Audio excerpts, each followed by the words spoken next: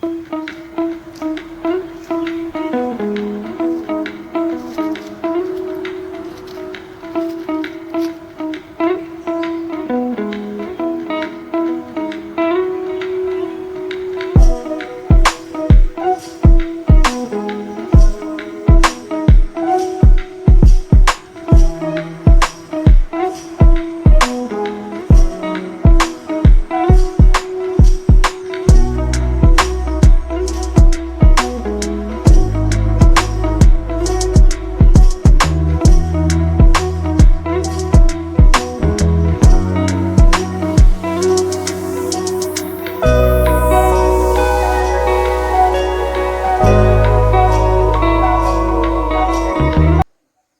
ನಮಸ್ಕಾರ, ಹೆಜ್ಜೆಗೆ ಜಗತ್ತಿಗೆ ಸ್ವಾಗತ.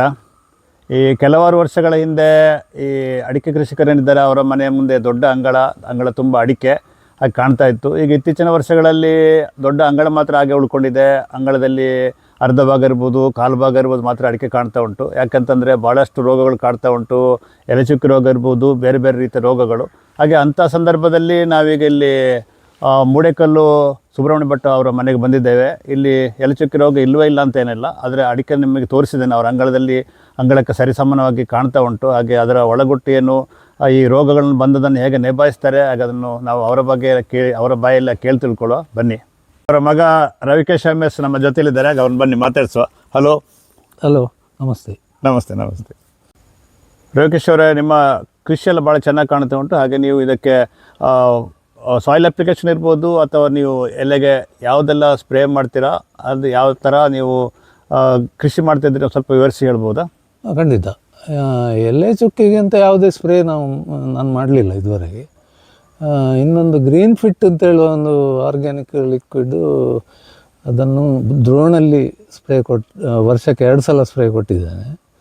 ಹಾಗೆ ಅದೀಗ 3ನೇ ವರ್ಷ, ಈ ವರ್ಷ ಇನ್ನು ಕೊಡಬೇಕಷ್ಟೇ. ಅದು ಏನು ಅಂತ ಹೇಳ್ಬೋದಾ? ಅದು ಗ್ರೀನ್ ಫಿಟ್ ಅಂತ ಹೇಳಿದ್ರೆ ಗಿಡದ ಇಮ್ಯುನಿಟಿ ಪವರ್ ಜಾಸ್ತಿ ಮಾಡ್ಲಿಕ್ಕೆ ಇರುವಂಥದ್ದು, ಹೆಲ್ದಿಯಾಗಿ ಬರ್ಲಿಕ್ಕೆ ಇರುವಂಥದ್ದು. ಯಾವುದೇ ಇದು ಈಗ ಎಲೆಚುಕ್ಕಿ ಇರ್ಬೋದು, ಅದು ಫಂಗಿಸೈಡ್ ಅಲ್ಲ? ಸರಿ.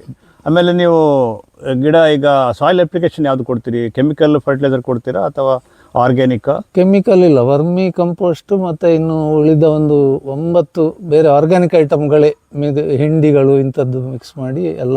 ವರ್ಮಿ ಕಂಪೋಸ್ಟ್ 90%, ಉಳಿದದೆಲ್ಲ 1% ಅಂದರೆ ಅದು ಬೇಸಲ್ ಡೋಸ್ ಅಂತೇಳಿ ಹೇಳ್ತಾರೆ. ಅದು ಹೆಚ್ಚಿನವರಿಗೆ ಗೊತ್ತುಂಟದು. ಬೇಸಲ್ ಡೋಸನ್ನು ಈಗ ಈ ವರ್ಷದಿಂದ ಅದನ್ನು ಮಾತ್ರ ಕೊಡುವುದು ಅಂತೇಳಿ ಈಗ ಈ ವರ್ಷ ಕೊಟ್ಟಿದ್ದೇನೆ ಅದನ್ನು. ಮೊದಲೇನಾದರೂ ಕೊಡ್ತಿದ್ದೀರಾ ಕೆಮಿಕಲ್? ಮೊದಲು ಕೆಮಿಕಲ್ ಎಲ್ಲಿಯಾದರೂ ಒಂದು ಸ್ವಲ್ಪ ಪೊಟ್ಯಾಶು ಒಂದು 1/4 kg ಕೊಟ್ಟದ್ದಿರ್ಬೋದು. ಅದು ಪ್ರತಿ ವರ್ಷ ಕೊಟ್ಟಿದೆ ಅಂತ ಏನಿಲ್ಲ.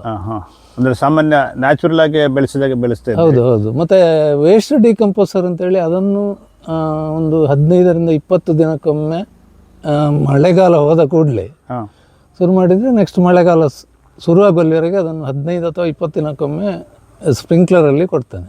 ಇದೀಗ ವೇಸ್ಟ್ ಡಿಕಂಪೋಸರ್ ತುಂಬ ಜನ ಸಪ್ಲೈ ಮಾಡ್ತಾರೆ. ಹಾಗೆ ಅದರಲ್ಲಿ ಜೆನ್ಯೂನಿಟಿ ಬಗ್ಗೆ ನಮಗೆ ಅಷ್ಟು ಗೊತ್ತಿಲ್ಲ. ಹಾಗೆ ನೀವು ಯೂಸ್ ಮಾಡುವಂಥ ವೇಸ್ಟ್ ಡಿಕಂಪೋಸರ್ ಯಾವುದೊಂದು ತೋರಿಸ್ಬೋದಾ? ನಾನು ಯೂಸ್ ಮಾಡೋದು ನೋಡಿ ಇದು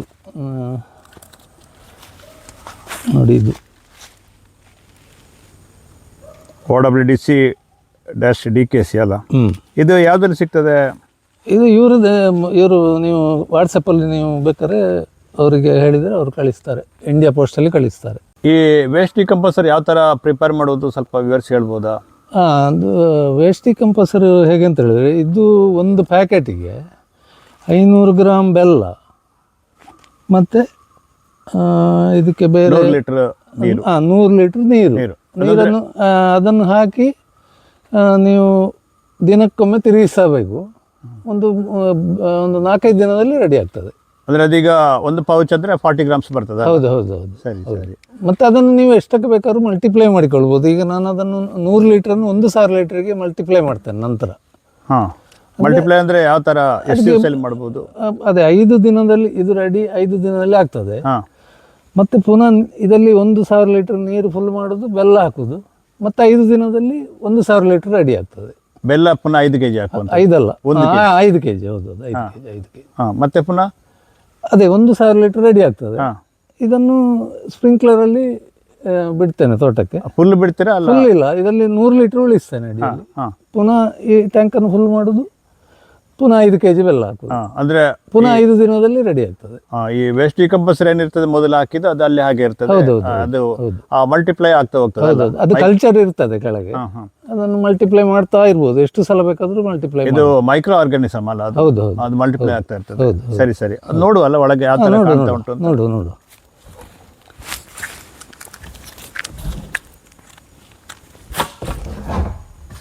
ಇದೀಗ 3 ದಿವಸ ಆಯ್ತು ಅಷ್ಟೇ ನಾನು ಮಿಕ್ಸ್ ಮಾಡಿಟ್ಟದ್ದು. ಇನ್ನೊಂದು 2 ದಿವಸ ಆಗಬೇಕು. ಏನು ಬ್ಯಾಡ್ ಸ್ಮೆಲ್ ಏನು ಬರುವುದಿಲ್ಲ? ಇಲ್ಲ ಇಲ್ಲ ಇಲ್ಲ. ಇದೀಗ ನೀವು ಇದನ್ನು ಈಗ ಗಿಡಗಳಿಗೆ ಪ್ರೊವೈಡ್ ಮಾಡೋ ರೀತಿ ಸ್ಪ್ರಿಂಟರ್ ಹೇಳಿದರೆ ಯಾವ ಥರದಲ್ಲಿ ಕೊಡ್ತಾ ಇದ್ದೀರಿ ಸ್ಪ್ರಿಂಟರಿಗೆ? ಹಾಂ, ಅದು ಈಗ ಇಲ್ಲಿಂದ ಆಚೆಯಿಂದ ಬನ್ನಿ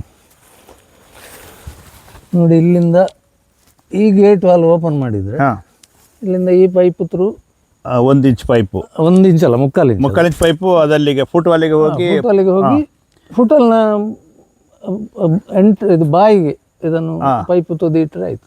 ಅಂದರೆ ಈಗ ನೀರು ಈಗ ನೀವು ಮೋಟ್ರ್ ಆನ್ ಮಾಡಿ ಸ್ವಲ್ಪ 1 ನಿಮಿಷ ಬಿಟ್ಟ ಮೇಲೆ ಇದನ್ನು ಇಲ್ಲಿ ಗೇಟಲ್ಲಿ ಓಪನ್ ಮಾಡಬೇಕು. ಕರೆಂಟ್ ಹೋಗುವಾಗ ಕಟ್ಟಬೇಕು, ಇಲ್ಲದಿದ್ರೆ ಎಲ್ಲ ಕೆರೆಗೆ ಹೋಗ್ತದೆ. ಅಂದ್ರೆ ಈಗ ಈ ಏನಿದೆ ನಾವು ಈಗ ವೇಸ್ಟ್ ಡಿಕಂಪೋಸರ್ ಉಂಟು ಅದು ನೀರಲ್ಲಿ ಹೋಗಿ ಮಿಕ್ಸ್ ಆಗುದಿಲ್ಲ, ಫುಟ್ ವಾಲ್ ಥ್ರೂ ಸ್ಪ್ರಿಂಕ್ಲರ್ಗೆ.